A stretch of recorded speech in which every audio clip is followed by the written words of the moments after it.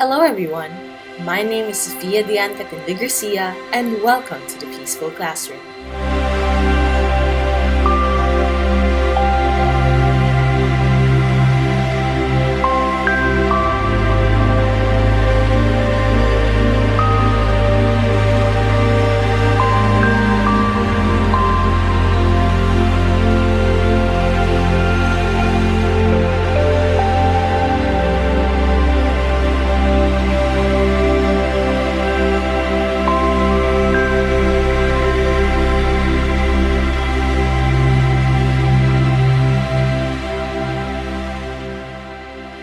Our Peaceful Classroom is a dedicated space where parents, educators, and other professionals come together to talk about ideas on how to promote positivity and peace in the lives of children and teens. In its real sense, a peaceful classroom is one where students feel safe, secure, and comfortable in their learning environment. However, there are many things happening around us that challenge our own sense of balance, our own sense of peace. Today's episode will be about intellectual wellness for the youth. Social media is one of the powerful platforms that people use right now, especially under this pandemic. With just one click, one's message can easily reach a lot of people, regardless of time zones and geographic locations. This is an advantage of social media, but sadly, social media can also be used as a tool to perpetrate hate, discrimination, and enable prejudice towards others that could lead to violence if not addressed. We will be listening to our protagonist for today, Gail Reyes Galang. She has a PhD in Child and Family Studies. Currently, she is the chair of the Family Studies program and associate director at the Center for Peace Education in Miriam College. Dr. Gail is a mother of 4. She has been in the field of education for almost 3 decades now. Let's all listen to her as she describes what she considers to be breakdown moments in the area of intellectual wellness from the lens of a teacher mom. Thank you, Soda, for the introduction, and hi everyone. Yes, I am a mom and I have 4 kids. Their ages are 24, 21, 14, and 11. And as a mom, I try to adjust my parenting style to accommodate the developmental stage that each one is in. I have no more worries about my 2 older kids because I now see the fruits of how we raised them as children and as teens. Our eldest was able to enter a good company straight out from her internship, and our son, who immediately followed her, is now preparing for his national medical admissions test. But it wasn't always this easy.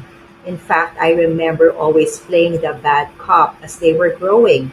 I would hover over their personal space because I know, and I don't wish to be technical about it or to be scientific about it, but I know that until the prefrontal cortex of the brain is fully developed, they still need parents to pull them out from very risky behavior. In fact, in an article entitled Understanding the Teen Brain, good judgment isn't something teens can excel in. The rational part of their brain or the rational part of a teen's brain isn't fully developed and won't be until the age of 25 or so. Can you just imagine that? So the rational part of the brain that is being referred to here is the prefrontal cortex.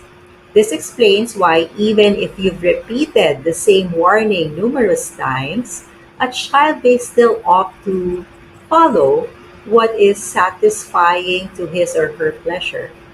So this is because the teens process information in the amygdala or the emotional part of their brain. So for teens, the same article says, the emotional part of the brain or the amygdala and the decision-making center of the brain, which is the prefrontal cortex, are still developing and not really at the same rate. Now, when kids are filled with emotions, they can be overwhelmed to a point where they release emotions without really thinking. And usually, They release these emotions, guess where? Okay, you guessed it right, through social media.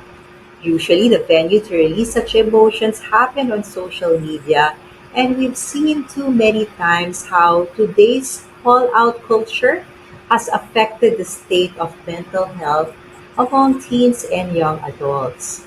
Now, what is call out culture or cancel culture?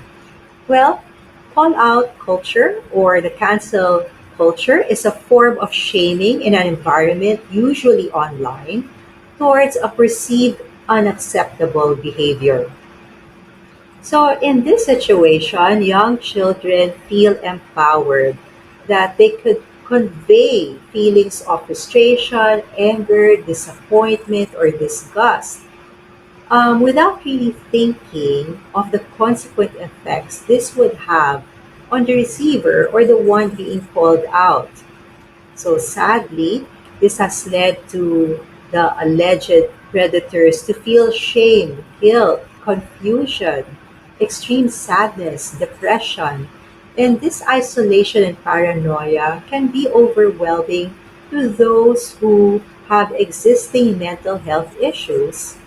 And it's so overwhelming that sometimes it could even lead to them taking their own lives. Young people don't see that simple emotional rantings on social media can lead to someone's depression or worse, untimely death. For the young, the idea of trending is enough motivation to keep at it. News are shared and forwarded, tweeted and retweeted, regardless if it is fake news or stories maliciously taken out of context. Now, prejudice for me is a distorted way of thinking that cancels others. Growing up, we could be guilty of our own preconceived opinions that are not based on reason or actual experience.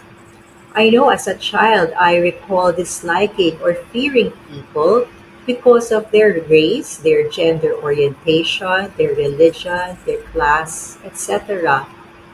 Thankfully, as my circle of friends expanded to include those from other cultures, I am now an advocate of peace and social equality.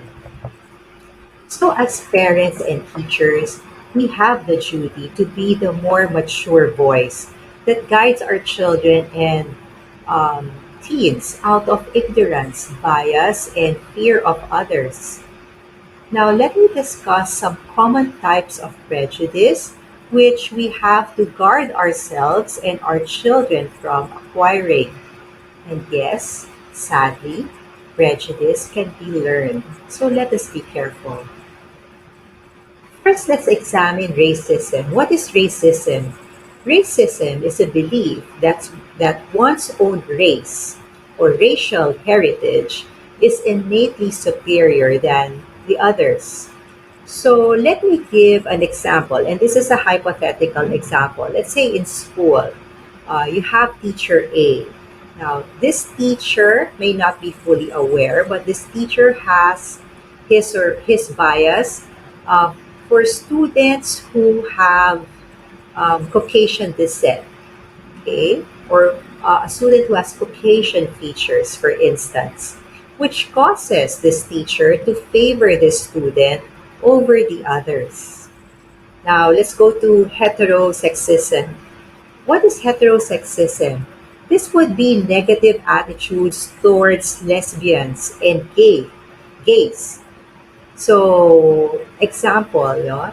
um, there was a student, okay, and apparently he was gay, and he was lamenting that in a parent-teachers conference, his teachers told his mom that he was gay, and the timing wasn't just off, but this type of behavior somehow puts pressure on gay children to come out when psychologically they might not be prepared to do so.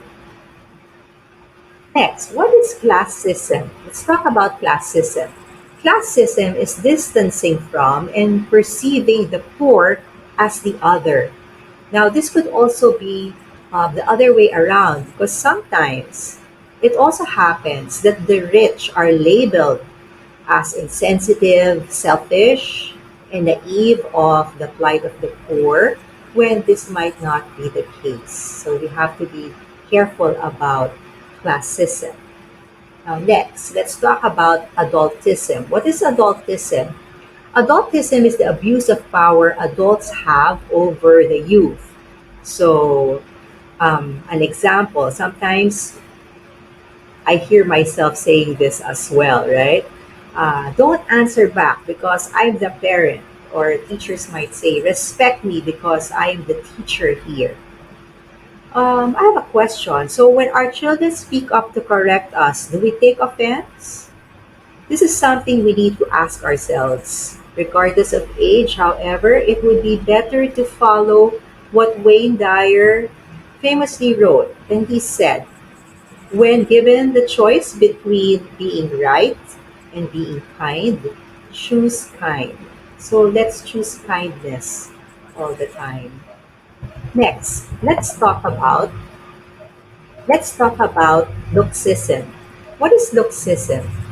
Luxism is prejudice against those who do not measure up to a set of standards, and these standards being referred to would be standards of beauty. So somehow, consumerism forces us to desire a certain look. In admiring celebrities sometimes we admire them for their glass-like flawless skin, and we feel insecure that sometimes this forces us to spend so much on skincare products and treatments. So they think that such would attract more friends and admirers. But we also have come to, on the flip side, we have also come across celebrities feeling depressed, even if they look very beautiful. And why do they feel depressed? They feel depressed because they put pressure on themselves to always appear good.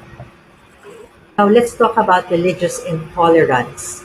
Religious intolerance is prejudice against those who are followers of a religion other than their own. So, here's another hypothetical example. Sometimes, um, unconsciously, you say, oh, wow, she's so pretty. Too bad she's not Catholic, or too bad um, he's handsome, but too bad he's not Muslim. Okay, so on the other hand, there are those who become skeptical of religion, that they cancel sacred beliefs that they consider to oppress their freedom. On the other hand, homophobic bullying can happen inside the classroom when teachers express negative attitudes and beliefs about homosexuals in the name of religion. So let us be very careful about this. Next, abilitism. So, abilitism is belittling those who are not as skilled, talented, or emotionally gifted. So, for example, wow, he can speak English well, so let's make him our class president. Okay? When schools advocate for inclusivity, um, are our practices consistent with our policies? What we want is to be able to cultivate a culture where students push each other to win or to succeed alongside each other. Now, next is sexism. Sexism is a system of attitudes, actions, structures that subordinate women. So, example would be girls should know how to cook so that they can please their husbands. Whether it is men or women, it is important to recognize our own unconscious bias um, on this behavior or on this bias, because our perceptions affect our thoughts, our attitudes, and behaviors towards others. So, in the classroom, given a male or a female with equal abilities, ask yourselves, would you choose one over the other because of their sex? It is unfortunate that adults have acquired these thoughts, and many from their childhood, which they have unwittingly passed on to their kids. On the flip side, if your child becomes victim to these types of discrimination, wouldn't you feel violated as well? Now, on a larger scale, intolerance has led to youth vulnerability, isolation, and depression, all because of unfair stereotypes, prejudice, and discrimination, magnified many times over through social media these days. It is because of this that I firmly believe that media and information literacy should be part of our curriculum. In a world that is highly influenced by the use of social media, it is very important that we indeed think before we speak or post something online. The existence of prejudice, hate, and stereotypes perpetrated online is very alarming, and anyone is vulnerable to become victims of these. On the flip side, if we are not careful, we can also become enablers of spreading negative vibes on the internet, including young people. An example cited by Dr. Gail is the call out or cancel culture. Cancel culture is a form of group shaming where targets are publicly humiliated for perceived wrongdoing. This type of culture brings more harm than good, causing negative mental health effects to others as well as a social divide among individuals and groups. It also results to different types of prejudice, which is detrimental as it may lead to violence. Since young people are more vulnerable to be in these types of situations, parents and teachers have the responsibility to be, as what Dr. Gail said, the more mature voice. Dr. Gail also emphasizes the importance of media and information literacy.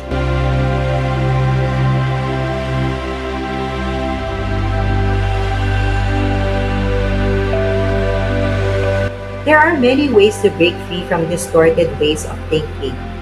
First is to recognize what these distorted ways of thinking are. Aaron Beck, a cognitive psychologist, first proposed the theory behind cognitive distortions in the 70s. This was made popular by David Burns in the 80s with the common names and examples he gave for each type of distorted thinking. So let's examine some distorted ways of thinking. First, let's talk about filtering. When a cognitive filter is applied, the person sees only the negative and ignores anything positive. So, example, when posts are uploaded in social media, usually the caption and images influence the reactions of those who see it. Sometimes it takes one malicious post to cancel all other good things that the person has done in the past. So now you just see what is negative about this person only because of one post. So granted that the person has committed a mistake, the unforgiving mob will not stop until that person is pinned to the ground. So we must be very conscious about this distorted way of thinking. Next, black and white thinking. What is black and white thinking? A person with black and white thinking sees things only in extremes.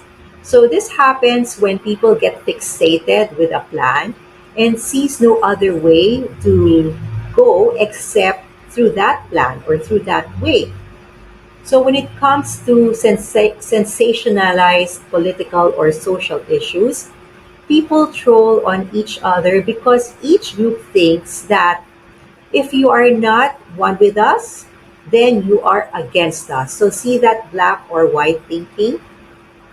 Alternative facts become a source of disinformation, and as a result, people believe only what they want to believe, or they listen to only what they want to hear. Now, let's talk about overgeneralization. Here's an example. If something bad happens just once, they expect it to happen over and over again. This is overgeneralization. So, overgeneralization leads to stereotypes that cause people to form a prejudice on certain types of people because of their behavior. So, in class, teachers have to be very aware if there are students who are discriminated for being too smart or being too plain, being too dark or too clear, um, that somehow we overgeneralize them for these qualities. Students will not report this, so teachers will have to be extra vigilant to put a stop on these forms of bullying. So again, overgeneralization happens. If something bad happens once, people think that it will happen over and over again. So if someone makes a mistake, we see that this person is labeled as so, okay, a failure. Let's go to jumping to conclusions. This is when a person is able to determine how others are feeling towards the person as though they could read their minds. Okay? Nowadays, trial by social media has become prevalent. People think it is their absolute right to judge others based on what is posted. So we immediately jump into conclusions. While one should take note of telltale signs, it is also prudent to suspend judgment until absolutely necessary. So, when the issue is very emotional, sometimes the process is forgotten. Sometimes we jump into conclusions. Next, magnifying. So, in this distortion, a person hears about a problem and uses a what if question. So, what if? What if this happens? What if I fail? What if I don't do it right?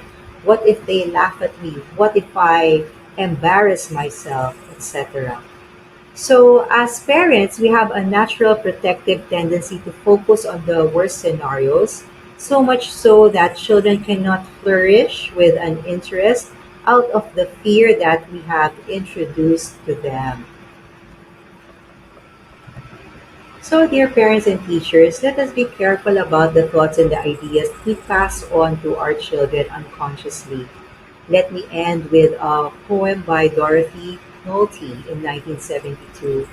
And this poem is called Children Learn What They Live.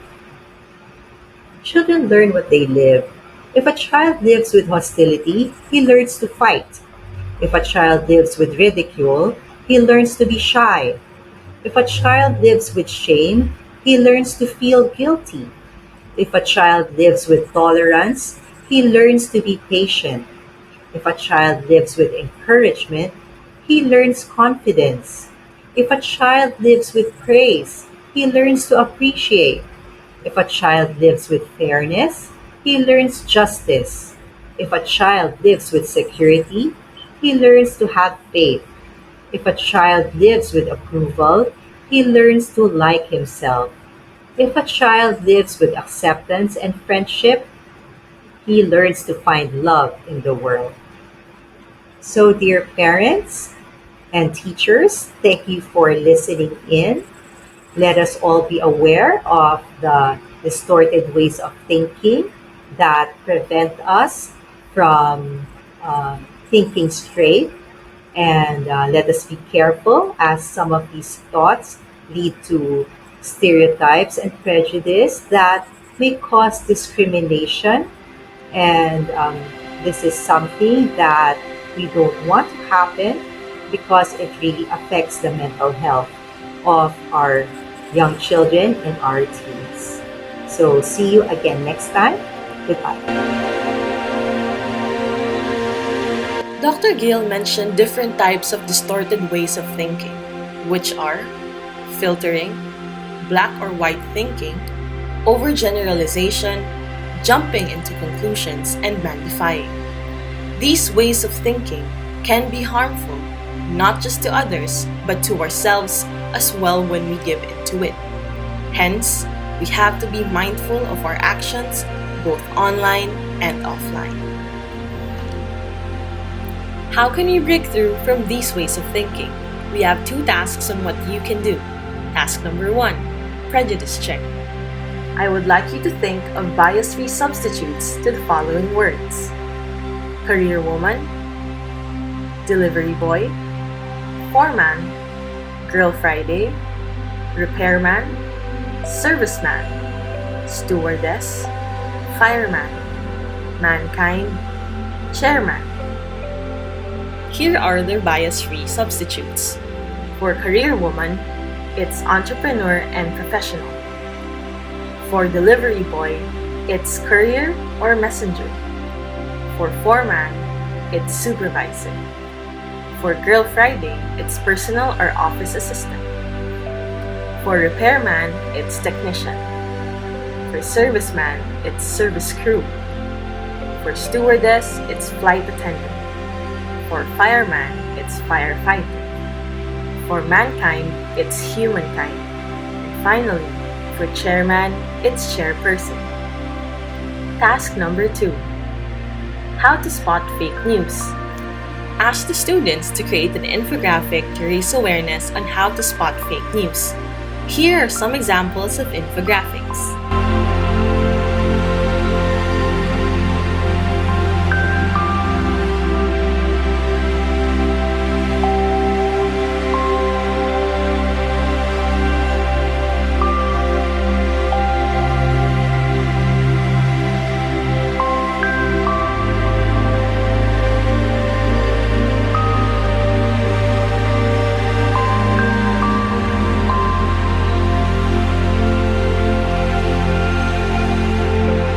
Yes, in determining if information is true, the following are important. Consider the source. Check the author. Check the date. Check your bias. Ask the experts. And finally, check the photos. To wrap up our episode today, I would like to remind everyone to utilize social media for the greater good and not the other way around. Let us connect, not to disconnect. Connect with other people to foster healthy relationships and not cause social divide. Remember that social media is very powerful. It can either have a positive or negative impact on you, your family, and the community in general. Hence, we have to use it wisely. We have the responsibility in creating safe and peaceful spaces in the World Wide Web. Given that we have access to this powerful tool called social media, let us keep in mind what Uncle Ben told Peter Parker, aka Spider-Man: with great power comes great responsibility. Thank you very much for viewing our episode today. See you again in our sacred learning space, our peaceful classroom.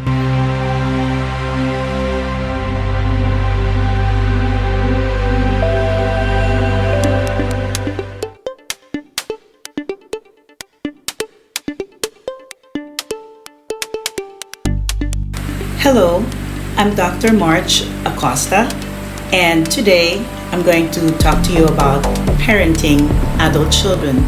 The reason I invited my daughter, Ariel, so that we can engage in a conversation. Right, so let me begin. I've been parenting my children for the last 32 years.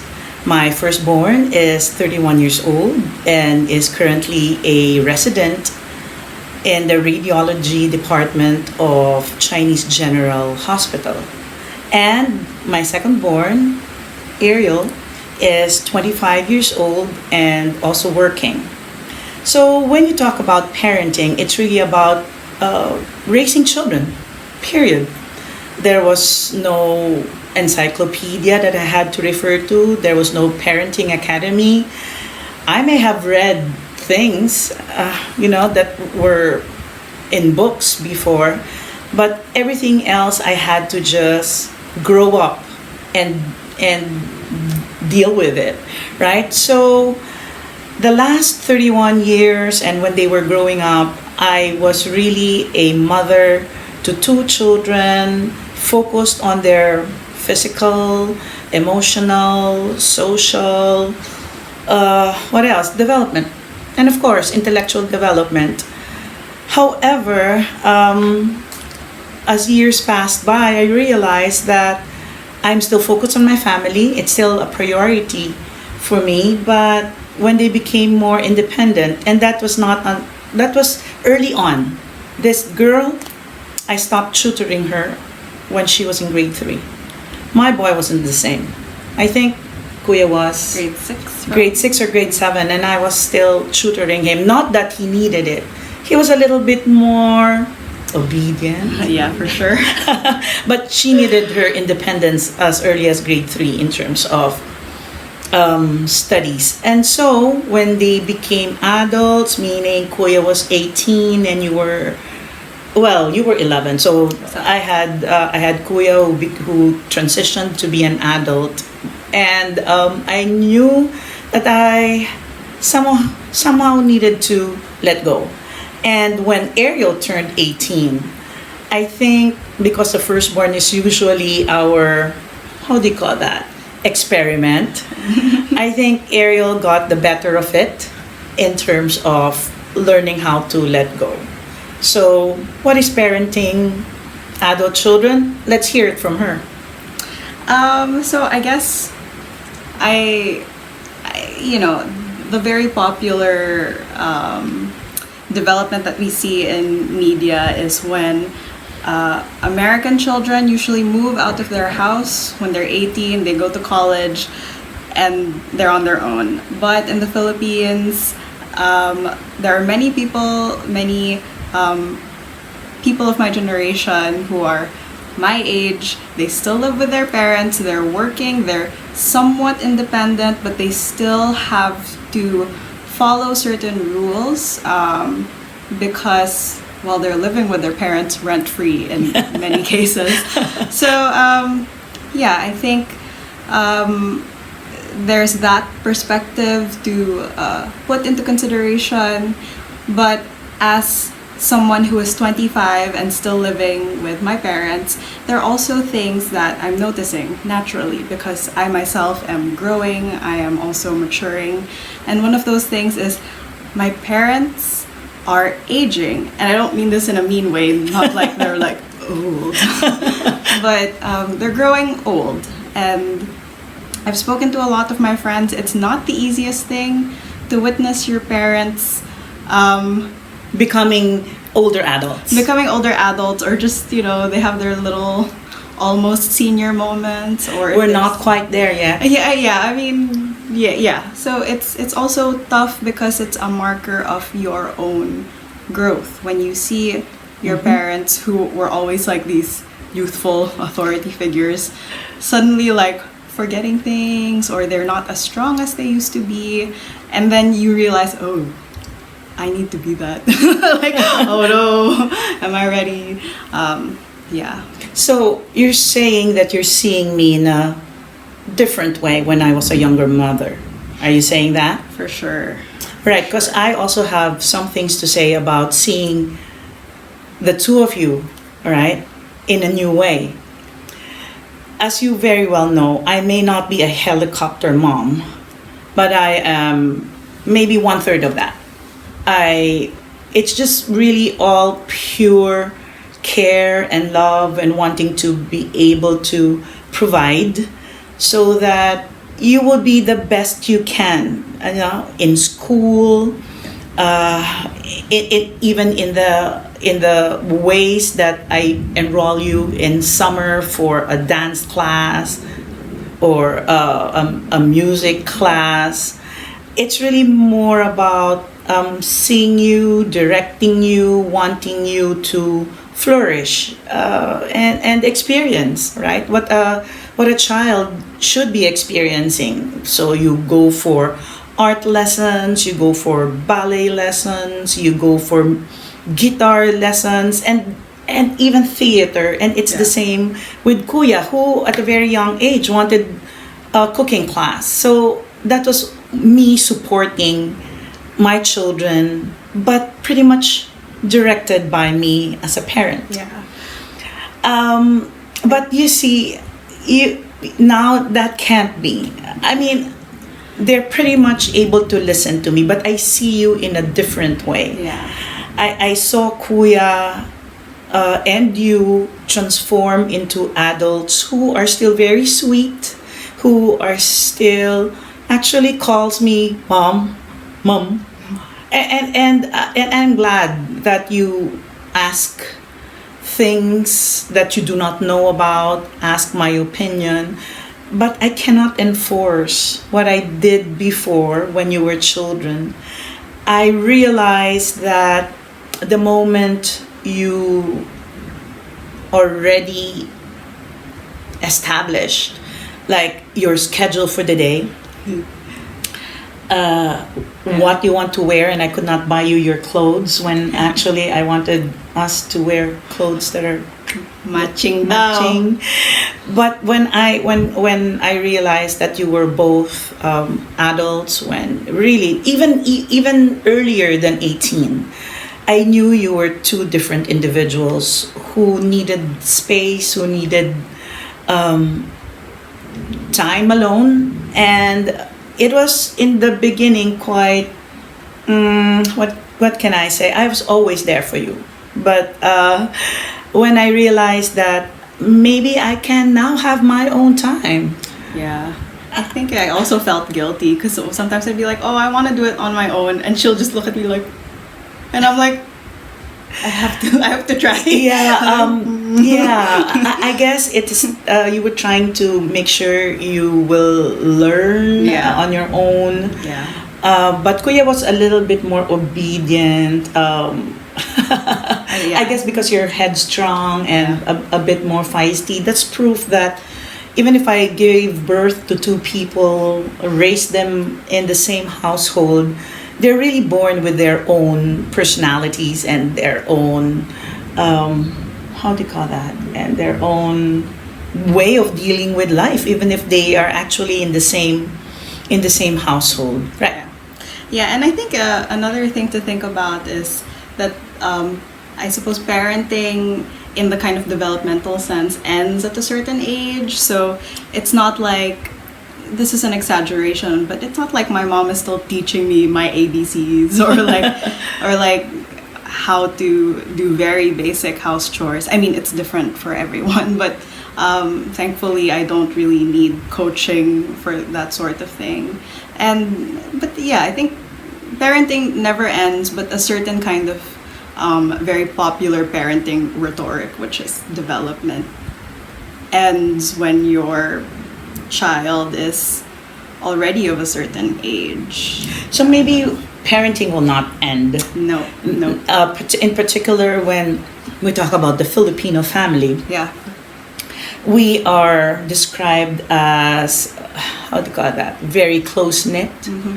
And I don't really expect you to live in another house. Maybe if you do have a partner, you're welcome in this house, right? But I guess, like me, I will never stop parenting you because I will compare this to my own mom.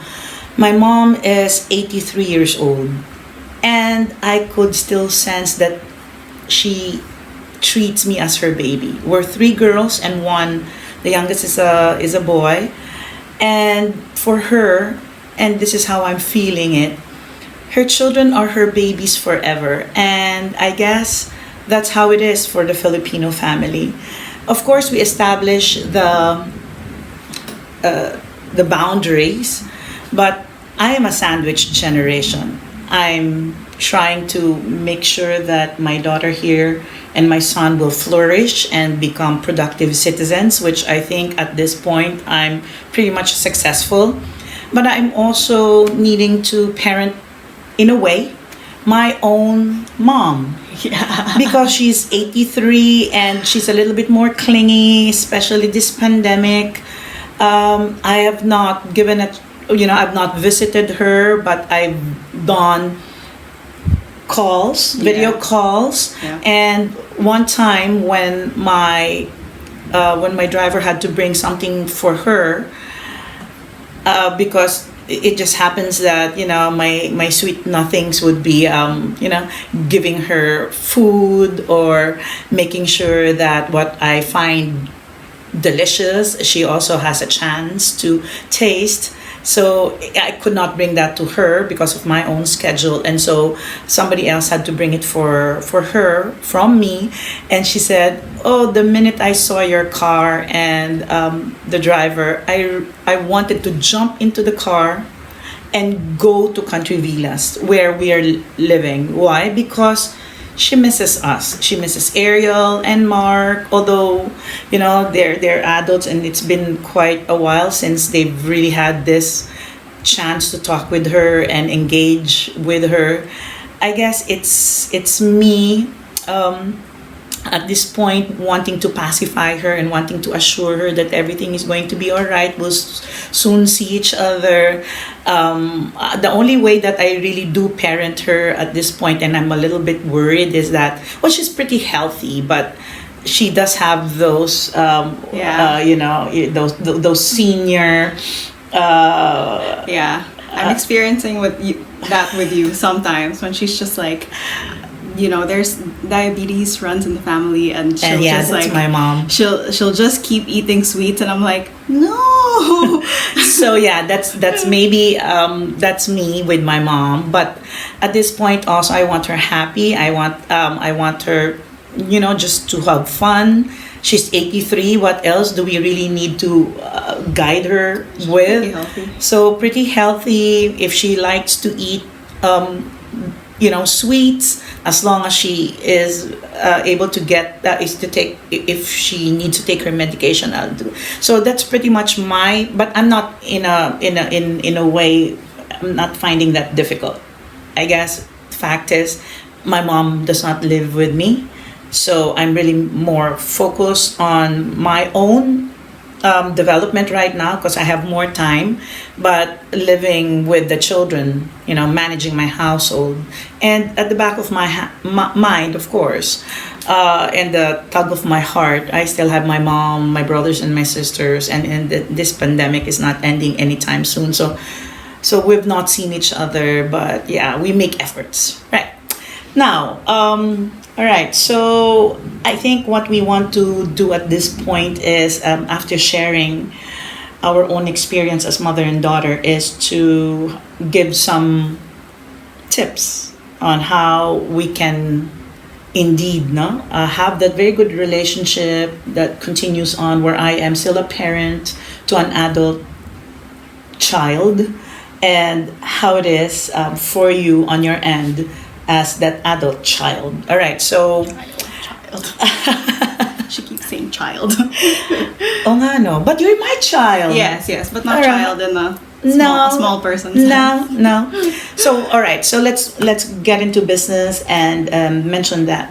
Right, so from my end, I think what we want to really do as parents of adult children is to recognize our differences.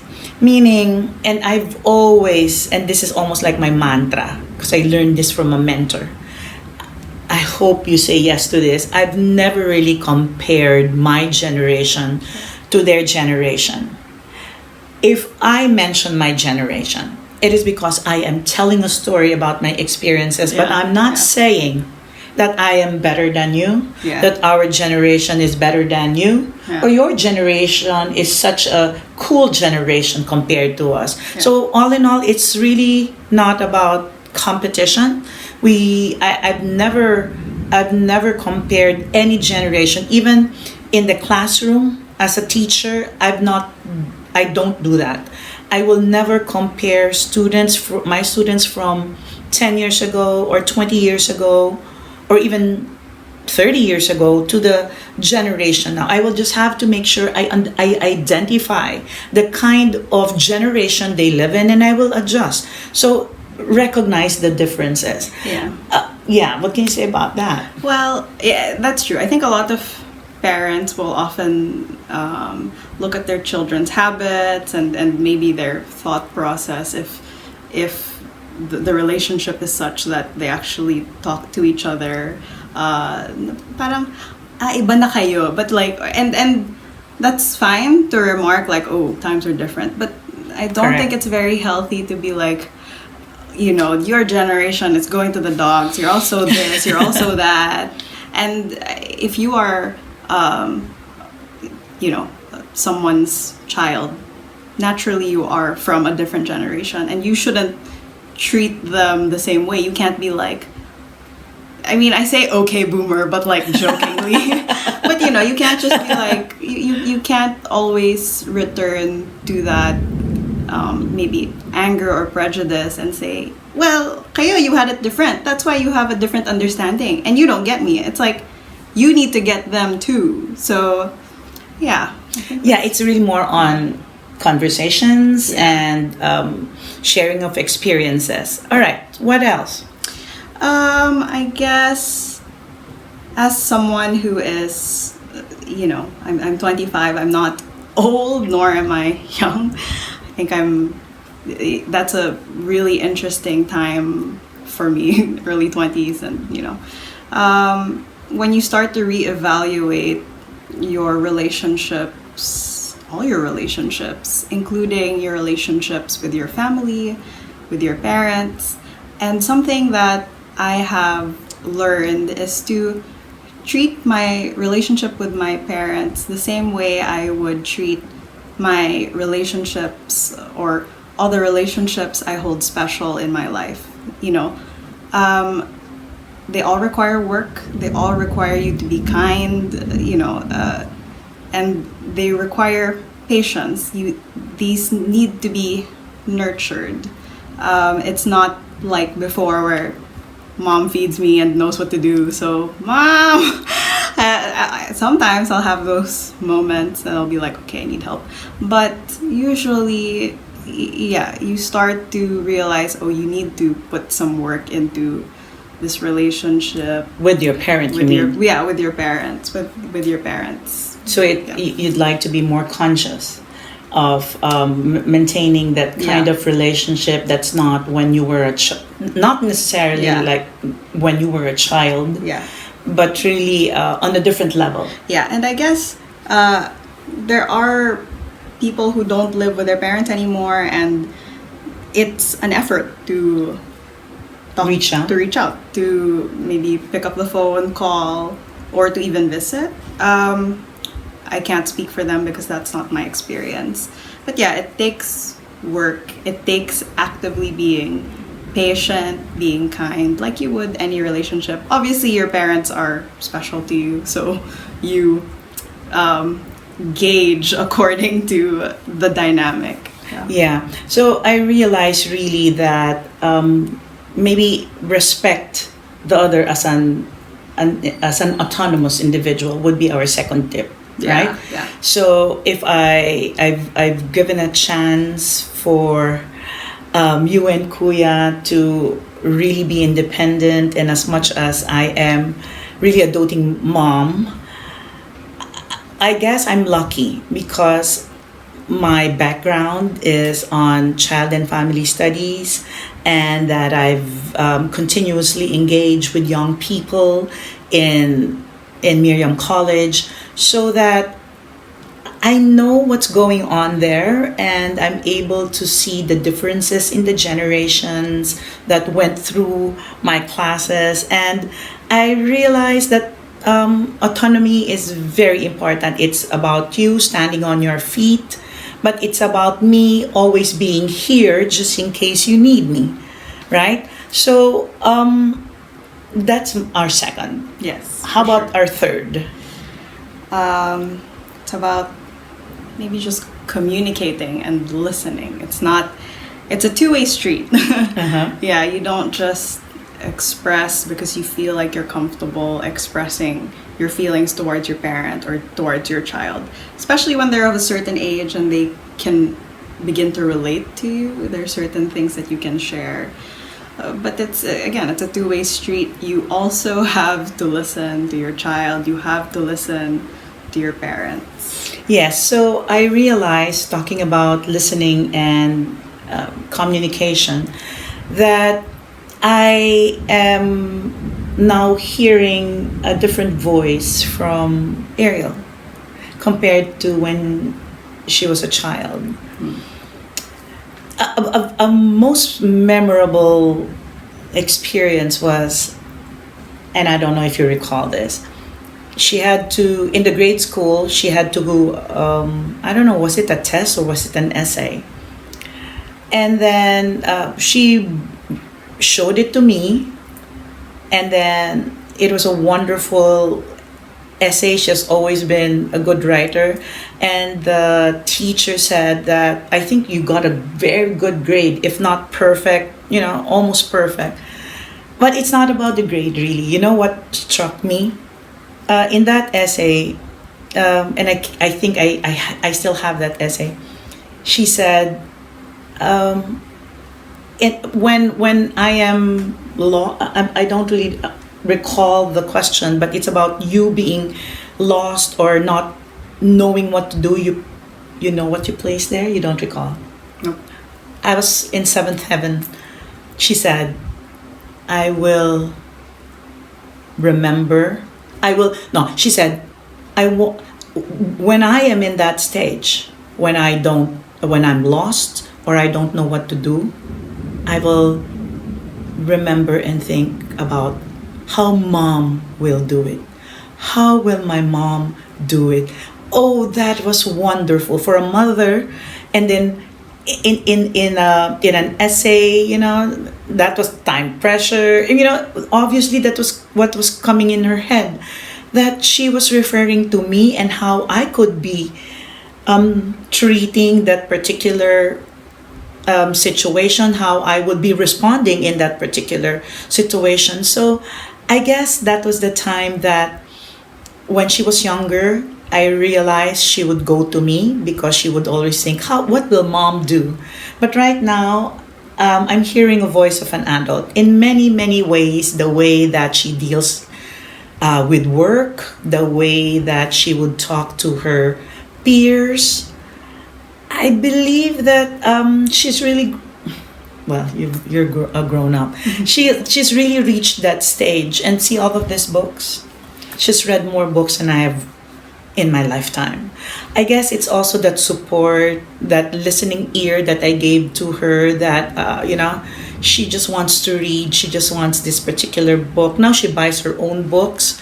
But I was supportive there, and I realized that until now, the way that she would engage me in conversations would be to talk about what she has read, to talk about what she is now watching. And I just have to give that listening ear because I learn from her. I think she's in that. I hear a different voice from you now, and I acknowledge that, and it goes back to me because that means that somehow I did something good there. Yeah. So, how about me? Do you hear my voice? Do you see us? Definitely. Do you see a difference in my voice? As you said that. Yeah, from when I was, when I was parenting you when you were like grade school and now. I think, well, sometimes my joke with my dad is like, when she's with her side of the family, she's like a coach. She's like, gather everyone, come here. Like, she's like a coach, and she was like that to us when we were children. Of course, nicer, but yeah, there is a kind of authoritativeness, especially when you have like children and they're kind of running off doing things, so you kind of have to be like, oh, please come back here, child. come back. But now not so much. I think when she feels a little overwhelmed it comes out, but no, I think she's a lot more different in addressing me and my brother now, especially when it comes to asking us maybe to help with something or just asking us about our lives in general. It's more different. Yep. All right. So, at this point, if we'll just put the tips together, I'd actually use an acronym for it, and it's RRL. So, it's recognize your differences, respect the other as an autonomous individual, and listen and communicate. Now, of course, as you said, not all relationships will be something like this, and the dynamics between parents and children will change across the life cycle. But hopefully our RRL, say that again. RRL well. Whoops. Recognize Your differences. respect the autonomy, listen and communicate.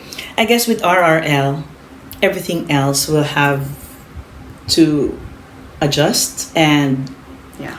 maybe easier to handle. So that's about it for this conversation on parenting adult children. I hope that the way you parent your own adult children will also resonate as how we shared it.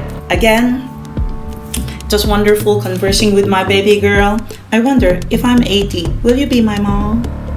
Well, what I'll always be your baby. So it's never gonna be that way. So thank you very much for listening and have a good day.